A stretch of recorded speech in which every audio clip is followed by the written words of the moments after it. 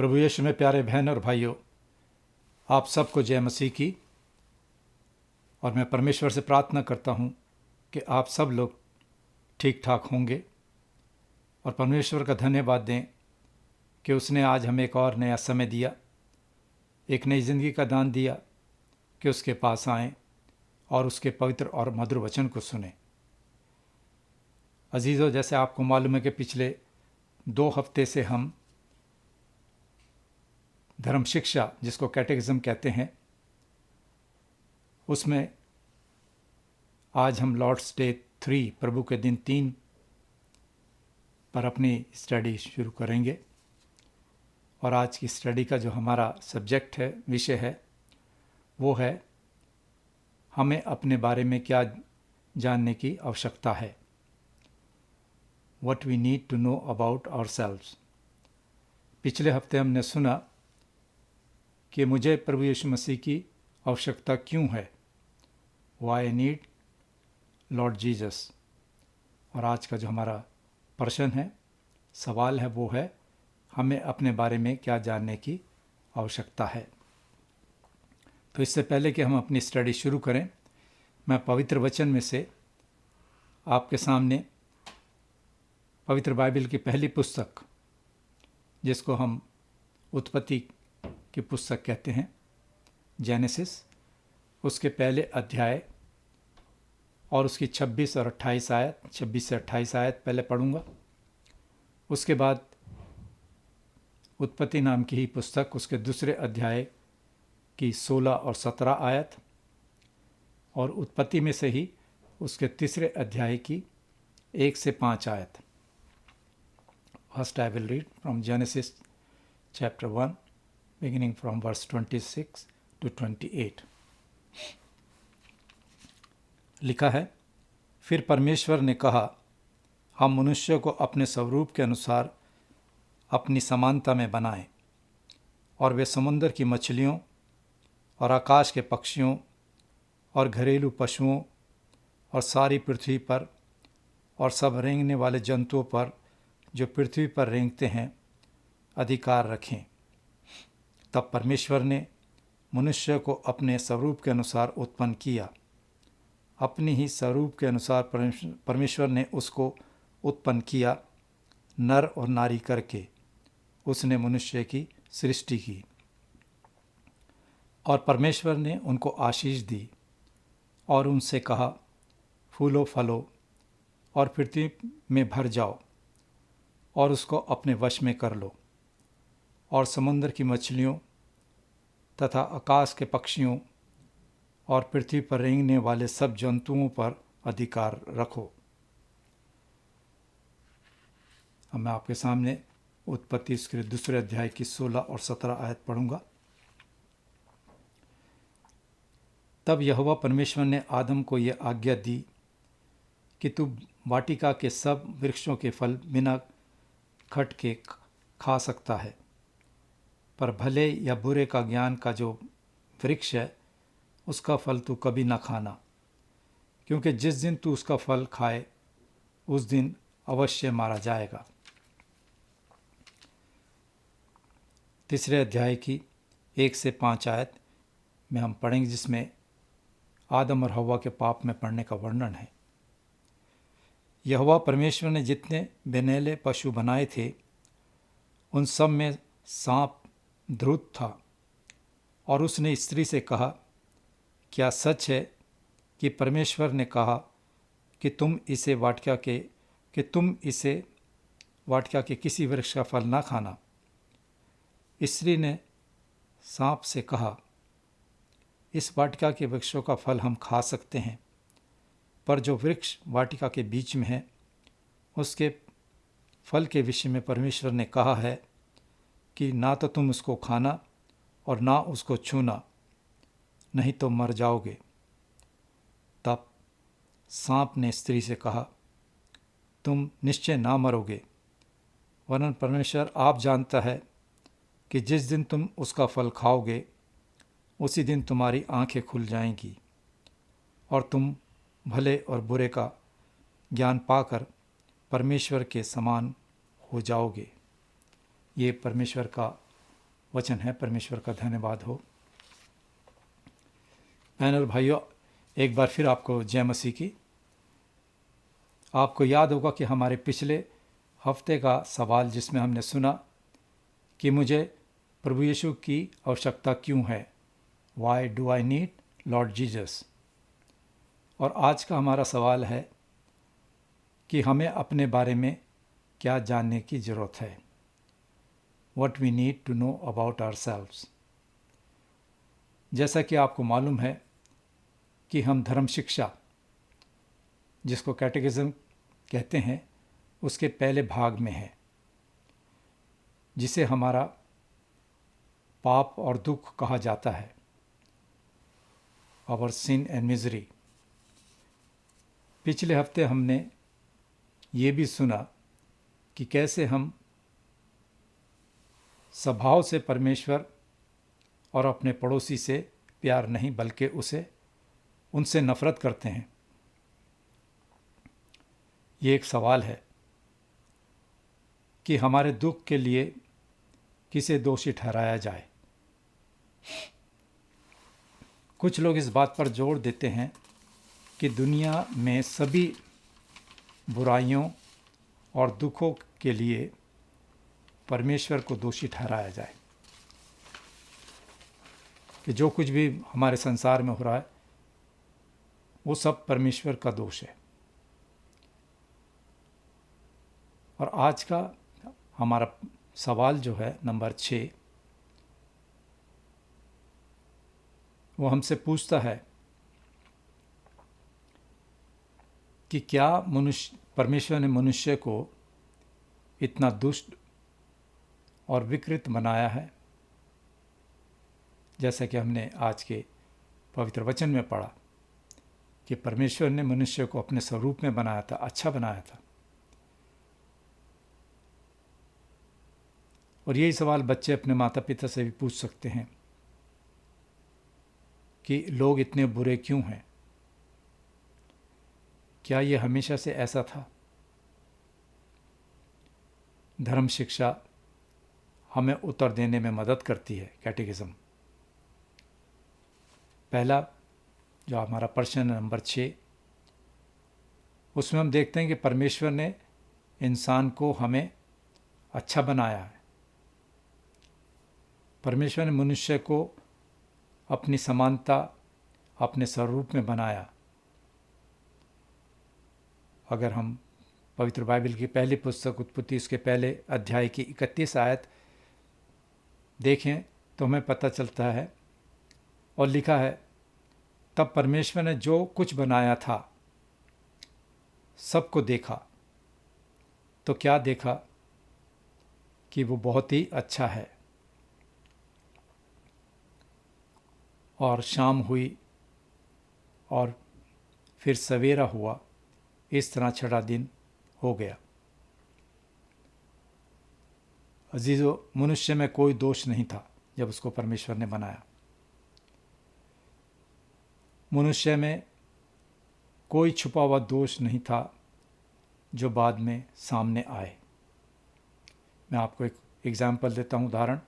अगर हमें नहीं पता होता कि जो हम चीज़ खरीद रहे हैं नई, उसमें कोई खराबी है, जैसे कि हमने एक नई कार खरीदते हैं और हमें पता नहीं कि उसमें कोई खराबी है, ये बाद में दिखता है या पता चलता है कि ये एक अच्छी कार नहीं है। लेकिन ये बात परमेश्वर के मामले में लागू नहीं होती, परमेश्वर पे लागू नहीं होती, क्योंकि परमेश्वर ने मनुष्य को अच्छा बनाया, उसको अपनी समानता, अपने स्वरूप में बनाया, जैसे कि हमने पवित्र वचन में अभी पढ़ा। परमेश्वर ने मनुष्य को पैदा किया नर और नारी करके। परमेश्वर ने मनुष्य की सृष्टि की। अजीजों, इसका क्या मतलब है कि परमेश्वर ने मनुष्य को अपने स्वरूप में बनाया। धर्म शिक्षा, कैटेकिज्म यहाँ हमारी सहायता करता है, यानी सच्ची धार्मिकता और पवित्रता में परमेश्वर ने मनुष्य को परमेश्वर अपने चरित्र के दर्शाने के लिए बनाया है।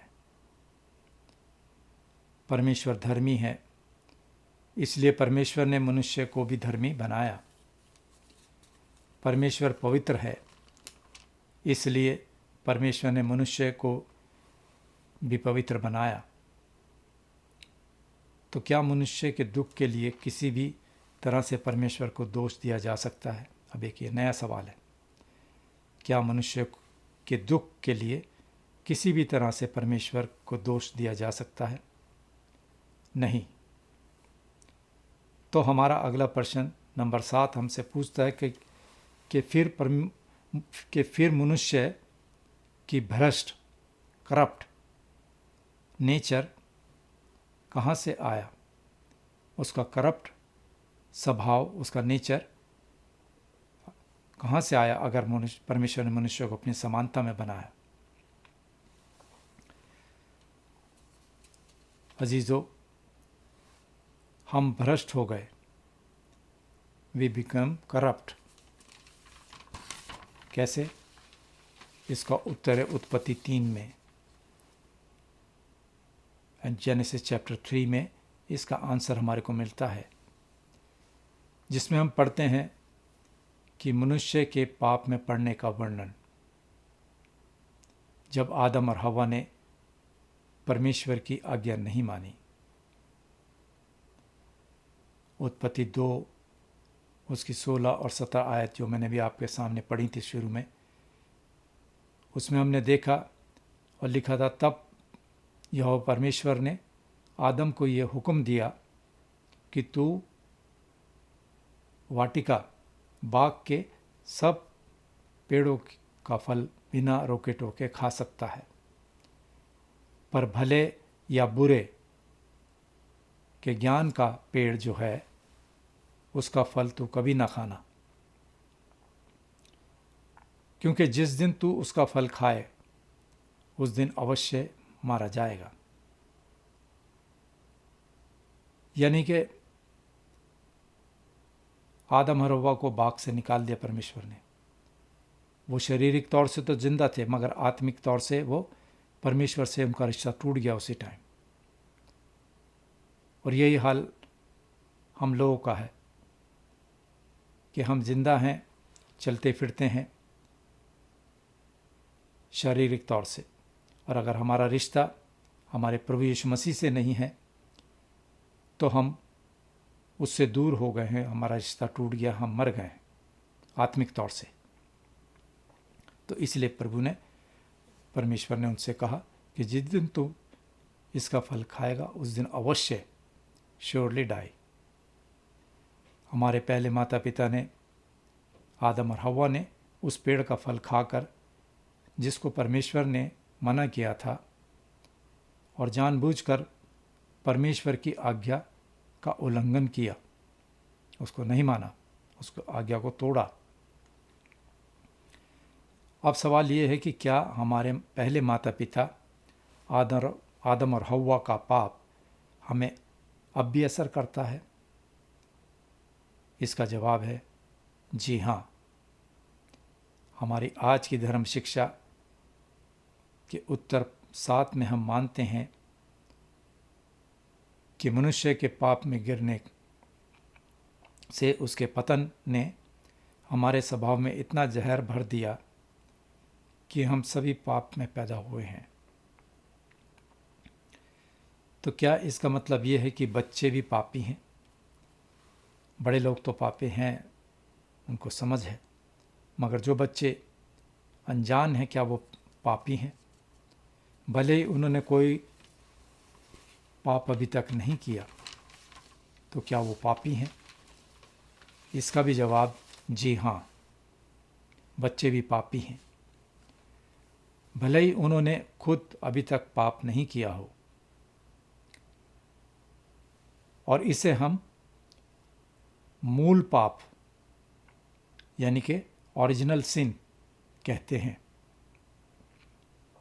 अगर हम पवित्र बाइबल में रोमियो के नाम पौलुस प्रेरित की पत्री उसका 5 अध्याय और उसकी 12 आयत पढ़ें, जिसमें लिखा है, इसलिए जैसा एक मनुष्य के द्वारा पाप जगत में आया और पाप के द्वारा मृत्यु आई, और इसी रीति से मृत्यु सब मनुष्यों में फैल गई, इसलिए कि सब ने पाप किया। हमारे आज की धर्म शिक्षा भी भजन 51 का रेफरेंस देती है, हवाला देती है। और भजन 51 की आयत 5 में, वर्स 5 में, दाऊद भी इस बात को मानता है और कबूल करता है और कहता है, देखो मैं अधर्म के साथ पैदा हुआ और पाप के साथ अपनी माता के गर्भ में पड़ा। अजीजों, यहाँ दाऊद अपनी माँ के पापों के बारे में बात नहीं कर रहा। दाऊद कबूल करता है, मानता है इस बात को कि वो जन्म से पापी था, जैसा हम सभी हैं। हम पाप करते हैं क्योंकि हम पापी पैदा हुए हैं। ये आदम के पाप का नतीजा है, उसका आदम और हवा के पाप का परिणाम है जिसके साथ हम पैदा हुए थे। इसका अर्थ है कि जहर ने हमारे पूरे अस्तित्व को दूषित कर दिया। इसका मतलब ये नहीं कि हम सभी इतने बुरे हैं जितना हम हो सकते हैं, लेकिन पाप हमें और हमारे अस्तित्व की गहराई तक प्रभावित करता है। हम अच्छे पैदा नहीं हुए, हम भ्रष्ट पैदा होते हैं, करप्ट। ये मूल पाप, ओरिजिनल सिन, उस पाप की जड़ है जो हम खुद रोज़ाना करते हैं। कुछ उदाहरण दूं जो कि हम रोज़ाना पाप करते हैं, वो है एक दूसरे से नफरत, घृणा, एक दूसरे से जलन रखना, वायलेंस, हिंसा, वासना और अन्याय। ये सब उस पाप की जड़ है जो हम रोज़ाना करते हैं,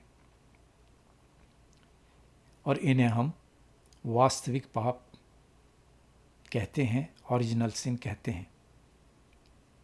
अजीजों, परमेश्वर ने मनुष्य को अच्छा और अपने स्वरूप में बनाया। पवित्र बाइबल हमको बताती है, उत्पत्ति नाम की पुस्तक में अगर अब आप पढ़ें तो परमेश्वर ने कहा कि आओ हम मनुष्य को अपने स्वरूप में बनाएं, अपनी समानता में बनाएं।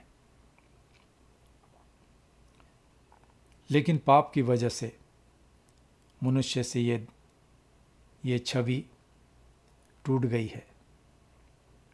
अब हम धर्मी और पवित्र नहीं हैं, परंतु भ्रष्ट हैं, करप्ट हैं,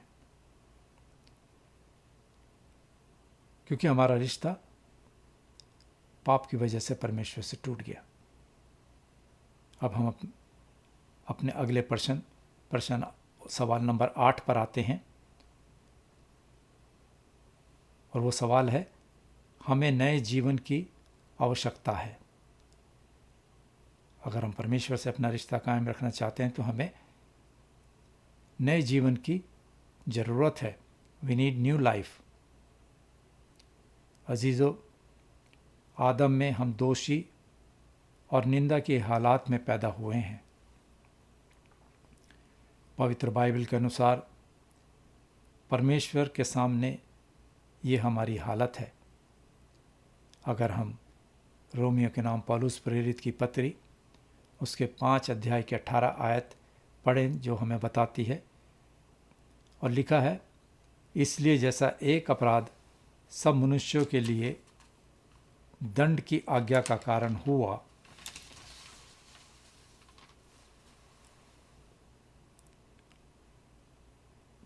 कि एक अपराध जो आदम और हव्वा ने किया था, वो अपराध मनुष्य के लिए दंड की आज्ञा का कारण हुआ। मनुष्य विरोध करता है, वो बुराई को अपने अंदर नहीं बल्कि अपने बाहर खोजने की कोशिश करता है, जबकि बुराई हमारे अंदर है, हमारे मनों में है। जैसा कि मैंने अभी आपके सामने पढ़ा कि हमारे अंदर तरह तरह की बुराइयां हैं जो हमें परमेश्वर से दूर करती हैं। उससे हमें निकालना है। हमें एक नए जीवन की ज़रूरत है। हमें एक नए इंसान बनने की आवश्यकता है। We need new life.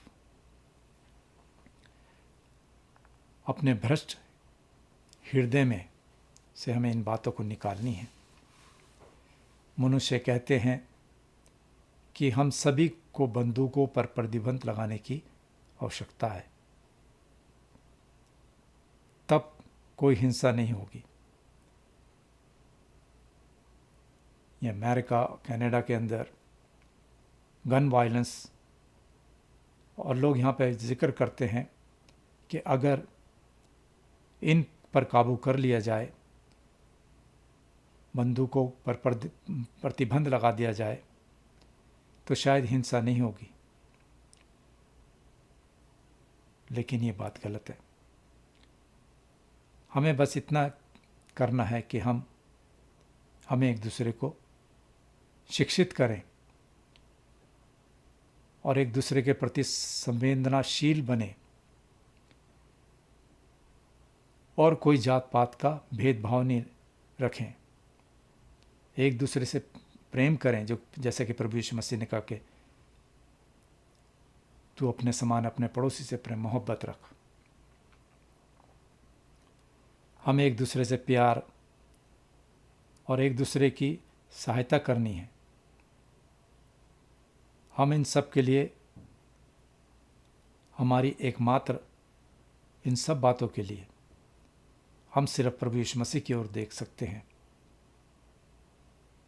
एकमात्र सहारा, एकमात्र उम्मीद हम सब की प्रभु यीशु मसीह हैं। हमें आवश्यकता है एक नए जीवन के, और वो जीवन प्रभु यीशु मसीह के पास है। प्रभु यीशु की ओर विश्वास से मुड़ने की हम सबको आवश्यकता है, जब तक कि हम परमेश्वर के आत्मा के द्वारा नया जन्म ना ले लें। रोमियो 5:18 में पौलुस प्रेरित कहते हैं, मेहरबानी से इसको पढ़िएगा। परमेश्वर हमें मसीह में विश्वास के द्वारा धर्मी ठहराता है। इफिसियों के नाम पौलुस प्रेरित की पत्री, उसके 4:24 में पौलुस प्रेरित कहते हैं, और नए मनुष्यत्व को पहन लो, जो परमेश्वर के अनुसार सच्चाई की धार्मिकता और पवित्रता में सृजा गया है। इसी तरह हम कुलुस्सियों की पत्री में उसके 3:10 में पढ़ते हैं, और लिखा है, नए मनुष्यत्व को पहन लिया है, जो अपने सृजनहार के स्वरूप के अनुसार ज्ञान प्राप्त करने के लिए नया बनता जाता है। तो बहन और भाइयों, आज का सवाल ये है, आज का प्रश्न ये है कि मनुष्य को अपने बारे में क्या जानने की आवश्यकता है, क्या जानने की ज़रूरत है। मनुष्य ने परमेश्वर से अलग होकर के अपने आप को पाप में गिरा दिया। परमेश्वर ने मनुष्य को अच्छा बनाया, लेकिन हम पाप के कारण भ्रष्ट हो गए, करप्ट हो गए, और अब हमें नए जीवन की, न्यू लाइफ की ज़रूरत है, आवश्यकता है। और ये नई ज़िंदगी ये न्यू लाइफ हमें प्रभु यीशु मसीह के नज़दीक आने से ही मिल सकती है। प्रभु यीशु मसीह ने कहा, आए थके मांदे और बोझ से दबे हुए लोगों, सब मेरे पास आओ, मैं तुम्हें आराम दूंगा। बहन और भाइयों, सच्चा आराम, सच्चा इत्मीनान, सच्ची शांति प्रभु यीशु मसीह के पास है। उसके वचन को पढ़ें, प्रभु के साथ अपना समय बिताएं, शाम को बैठ के अपने बच्चों के साथ पवित्र वचन पढ़ें और प्रार्थना करें। तो मैं आपसे कहता हूं कि हम सबको परमेश्वर इतनी आशीष देंगे कि आप प्रभु यीशु मसीह की गवाही, अपनी टेस्टमनी दूसरे लोगों को बताएंगे। मैं परमेश्वर से प्रार्थना करता हूं कि आने वाला वीक आपके सब परिवारों पर आप तमाम शांति रहे, परमेश्वर का इत्मीनान हमेशा तुम्हारे साथ रहे। शलोम।